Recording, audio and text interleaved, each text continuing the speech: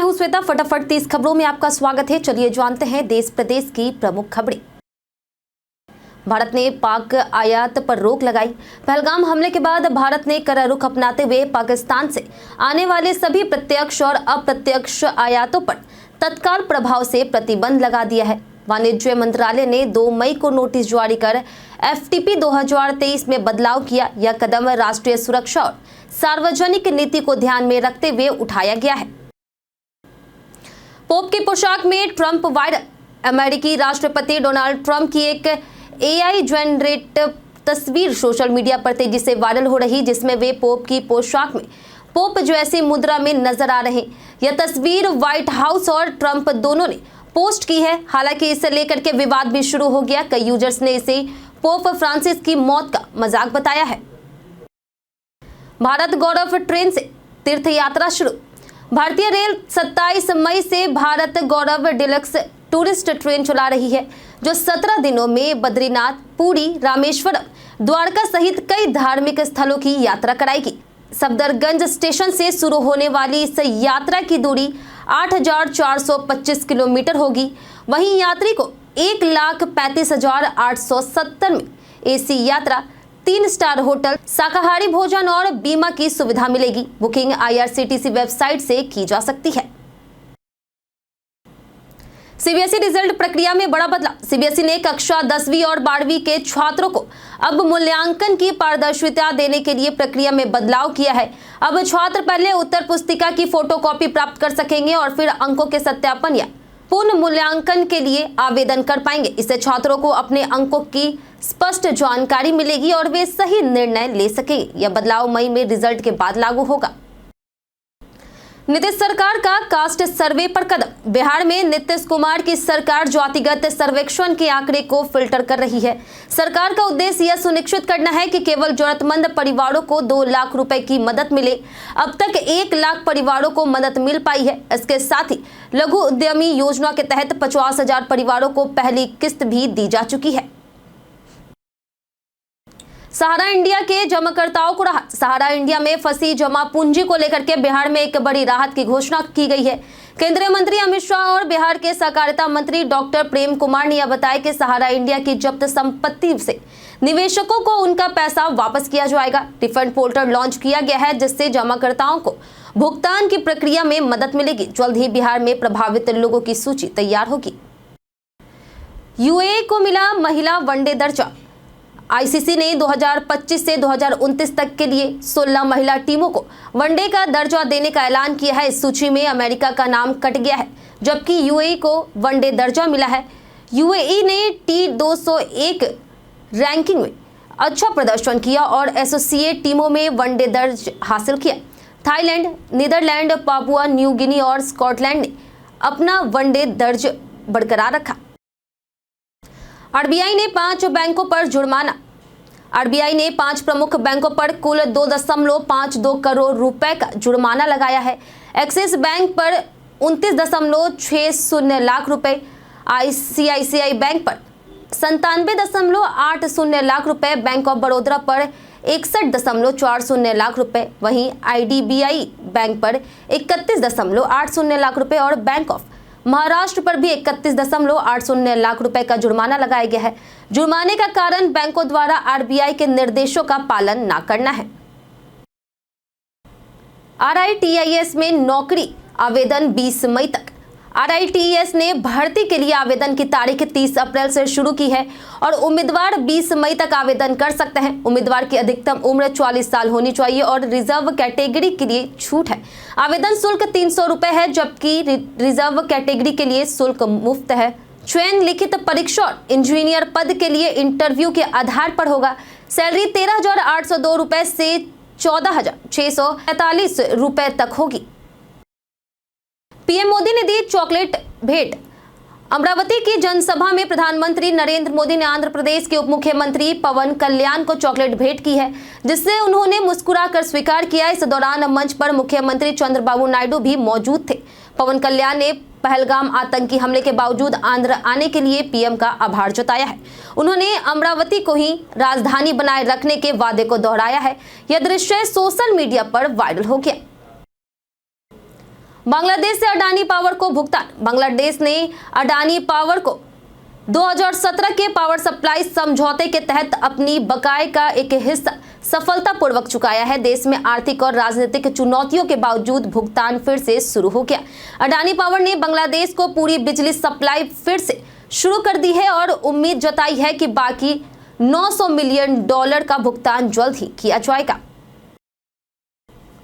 2025 की पहली तिमाही में टेक कंपनियों को भारी कमाई। 2025 की पहली तिमाही में गूगल, अमेजॉन, एप्पल, माइक्रोसॉफ्ट और मेटा जैसी बड़ी टेक कंपनियों ने शानदार कमाई की है, जबकि वैश्विक मंदी और महंगाई के बावजूद उनका मुनाफा बढ़ा है। इन कंपनियों की सफलता का मुख्य कारण एआई, क्लाउड सेवाएं और डिजिटल विज्ञापन में वृद्धि रही। माइक्रोसॉफ्ट, गूगल और एप्पल ने प्रमुख योगदान दिया, जबकि अमेजॉन और मेटा ने भी अच्छे मुनाफे की रिपोर्ट दी। अमीषा पटेल ने रिश्तों पर खोला। 49 साल की अमीषा पटेल आज भी अपनी खूबसूरती और स्टाइल से लोगों को आकर्षित करती है। फिल्म इंडस्ट्री में उनकी सफलता के साथ साथ उनके अफेयर की चर्चा भी होती रही।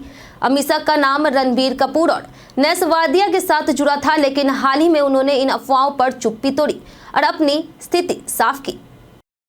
पीएम मोदी ने अमरावती में प्रोजेक्ट शुरू किए। पीएम नरेंद्र मोदी ने अमरावती में एक रैली को संबोधित करते हुए 58,000 करोड़ रुपए की परियोजनाओं का उद्घाटन और शिलान्यास किया है। उन्होंने अमरावती को सिर्फ एक शहर नहीं बल्कि आंध्र प्रदेश के युवाओं के सपनों का प्रतीक बताया। पीएम ने राज्य के विकास के लिए मुख्यमंत्री नायडू की सराहना की और पूर्ण सहयोग का आश्वासन दिया। खासकर किसानों और महिलाओं के सशक्तिकरण पर जोर दिया है।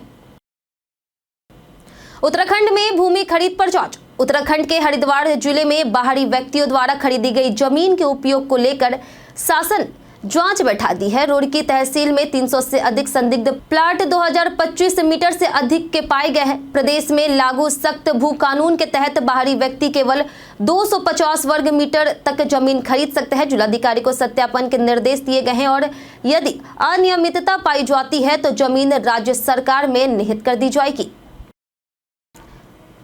नीट यूजी 2025 के लिए ड्रेस कोड। नीट यूजी 2025 के लिए एनटीए ने ड्रेस कोड जारी किया है, जो लड़कों और लड़कियों दोनों पर लागू है। लड़कों को हल्के रंग के साधारण कपड़े और लड़कियों को हल्के रंग की आधे बाजू की टी शर्ट के साथ साधारण जींस पहनने की अनुमति है। परीक्षा केंद्र में प्रवेश से पहले ड्रेस कोड का पालन अनिवार्य है ताकि नकल और गड़बड़ी से बचा जा सके। धोनी ने ट्रोलर्स को दिया करारा जवाब। महेंद्र सिंह धोनी ने कहा कि उनके पास शानदार फैन फॉलोइंग है, इसलिए उन्हें किसी को जवाब देने की जरूरत नहीं। उन्होंने बताया कि जो लोग उनके साथ दुर्भावनापूर्ण व्यवहार महसूस करते हैं वह इसका जवाब देते हैं। आईपीएल 2025 में धोनी की कप्तानी में चेन्नई सुपर किंग का प्रदर्शन निराशाजनक रहा और टीम अंक तालिका में सबसे निचले स्थान पर है। अल्लू अर्जुन का फैन को धक्का। अल्लू अर्जुन का एक वीडियो वायरल हो रहा जिसमें वह एयरपोर्ट पर एक फैन को धक्का देते हुए नजर आ रहे। यह फैन सेल्फी लेने की कोशिश कर रहा था, लेकिन अल्लू ने इसे मना कर दी। सोशल मीडिया पर यूजर्स इस व्यवहार की आलोचना कर रहे। अल्लू अर्जुन की अगली फिल्म साइंस फिक्शन एक्शन होगी, जिसका टाइटल अभी तक तय नहीं किया गया है। दिल्ली में आयुष्मान भारत योजना शुरू। दिल्ली में आयुष्मान भारत योजना शनिवार को शुरू हुई, जिसमें 70 साल और उसके ऊपर के करीब 28,000 बुजुर्गों ने रजिस्ट्रेशन किया है।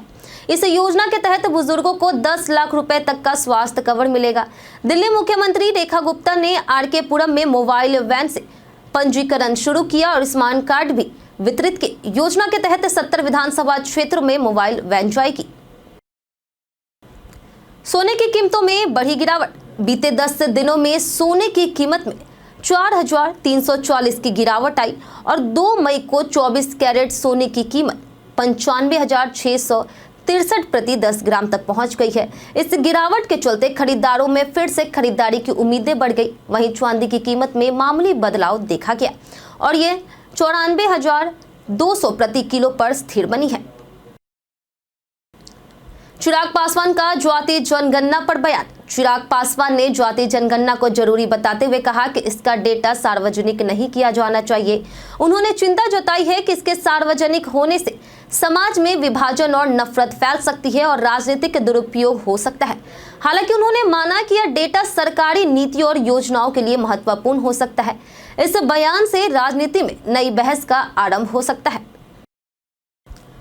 पहलगाम हमला, मोदी का सख्त ऐलान। प्रधानमंत्री नरेंद्र मोदी ने पहलगाम हमले को लेकर के सख्त रुख अपनाते हुए कहा है कि आतंकियों और उनके मददगारों के खिलाफ निर्णायक कार्रवाई की जाएगी। उन्होंने अंगोला के राष्ट्रपति के साथ साझा प्रेस वार्ता में यह बयान दिया। साथ ही भारत ने पाकिस्तान के साथ सभी प्रकार के आयात निर्यात पर रोक लगा दी है, जिससे पड़ोसी देश को बड़ा झटका लगा है। टोरंट पर बकाया सदन में हंगामा। नगर निगम सदन में टोरंट पावर पर 382 पैच। नगर निगम सदन में टोरंट पावर पर 382 करोड़ के बकाया राशि की वसूली न होने पर पार्षदों ने सवाल उठाए हैं। वेडिंग जोन आवंटन, अतिक्रमण, यूजर चार्ज और बधियाकरण जैसे मुद्दों पर भी चर्चा हुई है। वहीं आउटसोर्स कर्मचारियों ने मानदेय न बढ़ाए जाने को लेकर के सदन के बाहर प्रदर्शन किया। एक पूर्व कर्मचारी पर हमले की भी घटना सामने आई है।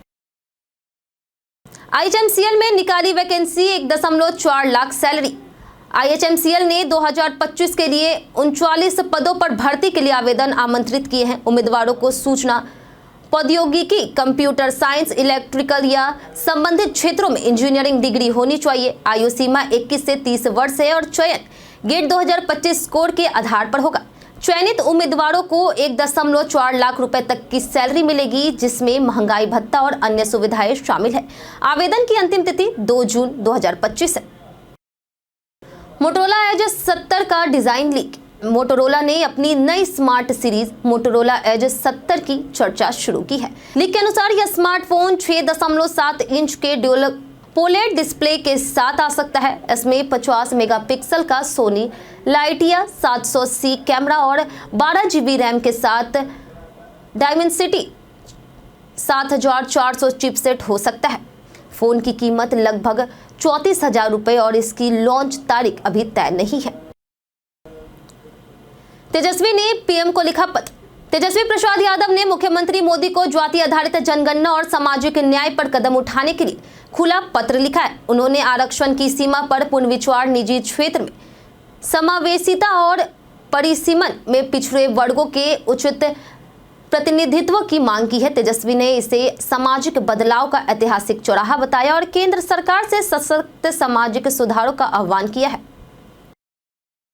क्वेंट म्यूचुअल फंड की शानदार रिटर्न्स। क्वेंट म्यूचुअल फंड की 4 स्कीमों ने पिछले 5 सालों में बेहतरीन रिटर्न दिया है। क्वेंट स्मॉल कैप फंड ने 48.26% का रिटर्न दिया, जबकि क्वेंट इंफ्रास्ट्रक्चर फंड ने 41.49% रिटर्न हासिल किया है। Motilal Oswal mid cap fund और अन्य क्वेंट स्कीम्स में निवेशकों को शानदार रिटर्न दिया गया है, जिससे क्वेंट म्यूचुअल फंड ने निवेशकों के बीच अपनी खास पहचान बनाई।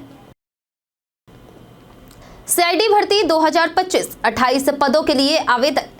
CID ने होमगार्ड कैटेगरी B, टेक्निकल और अन्य ट्रेडर्स के लिए 28 पदों पर भर्ती निकाली है। योग्य उम्मीदवार 12वीं पास और कंप्यूटर ज्ञान वाले आवेदन कर सकते हैं। आवेदन प्रक्रिया ऑफलाइन होगी और अंतिम तिथि 15 मई 2025 है।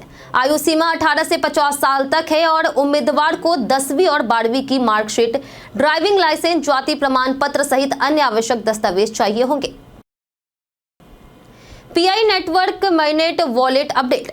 PI नेटवर्क ने KYC सत्यापित पायनियर्स के लिए मैनेट वॉलेट एक्टिवेशन प्रक्रिया को सरल बना दिया। अब यूजर्स PI ब्राउजर और PI वॉलेट ऐप के जरिए वॉलेट बना सकते हैं बिना माइग्रेशन का इंतजार किए।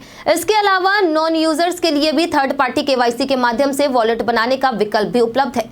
बांसा को थर्ड पार्टी KYC प्रदाता के रूप में अधिकृत किया गया है। व्हाट्सएप वेब पर voice video calling feature. WhatsApp ने वेब यूजर्स के लिए एक नया फीचर पेश किया है, जिससे अब यूजर्स बिना ऐप के सीधे वॉइस और वीडियो कॉलिंग कर सकते हैं। पहले यह सुविधा केवल स्मार्टफोन पर थी, लेकिन अब यह व्हाट्सएप वेब पर भी उपलब्ध होगी। इस फीचर्स का प्रशिक्षण चल रहा है, जल्द ही यह सामान्य यूजर्स के लिए उपलब्ध हो जाएंगे। इसके अलावा व्हाट्सएप ने एक नया एडवांस चैट प्राइवेसी फीचर भी जारी किया है।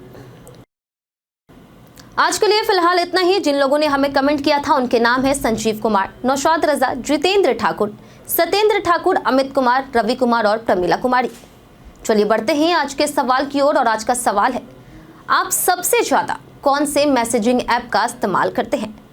आप अपने जवाब हमें हमारे कमेंट सेक्शन बॉक्स में जरूर दें।